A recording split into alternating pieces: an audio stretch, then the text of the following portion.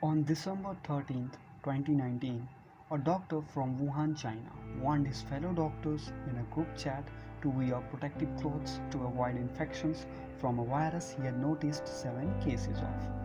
He thought the virus looked like SARS, the 2003 epidemic leading virus. The cases were thought to come from the Huanan Seafood market in Wuhan, China. But what the authorities still did not know that this was a new coronavirus species which will lead the world into COVID-19 pandemic. A virus can be considered as an infectious agent which is lump of genetic material inside a protein or lipid shell, which only become alive and reproduce inside living cells of animals and plants.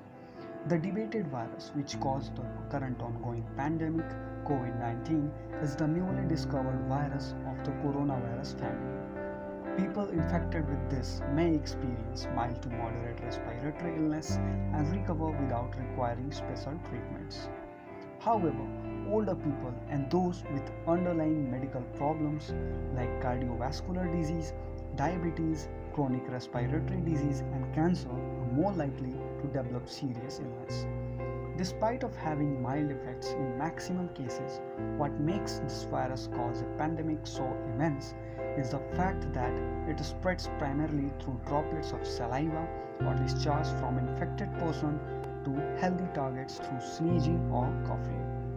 And more disappointing is that there are no specific vaccines or treatments for COVID-19 right now.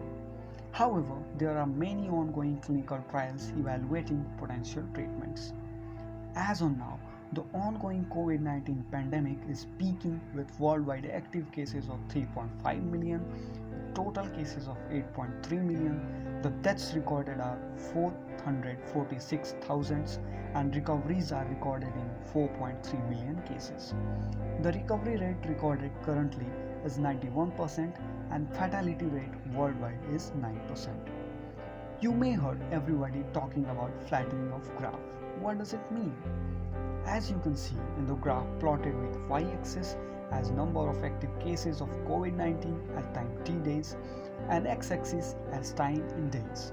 Now focus on the both curves shown there. As you might have noticed, the total number of infections is equal to area of the curve or cases per unit time multiplies time remains the same in both the curves. But what makes them different is their peak values. Assume a straight line at y is equal to a, which shows maximum capacity of healthcare system of a place in terms of maximum number of patients that can be treated at time t. Now, if you focus on the curve A, which is the predicted graph of the ongoing pandemic in case where no social distancing and precautionary interventions are implemented, you will see a huge number of data points corresponding to the peak times of curve A, where number of active cases surpasses the capacity of healthcare system, which will lead to crash of healthcare system, more deaths due to lack of treatment to several patients. However, in graph B, when social distancing and precautionary interventions are implemented, you will see that even at the peak times, the cases remain under capacity of healthcare system, leading to less deaths and destruction. This is why the governments and authorities are urging people to stay inside, follow social distancing and precautionary interventions such as frequent hand washes with soap. Now, the question which might strike you will be that how soap can kill such a pandemic-causing virus whose vaccines are not available yet. As you heard, the outer shell of virus are made up of lipid and proteins, and that's true in case of COVID-19 too.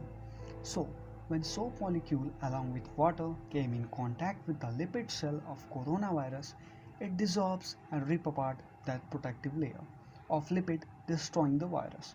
This is how you see that such small and well-planned steps like hand washing and social distancing can stop the spread of such an immense pandemic-causing virus.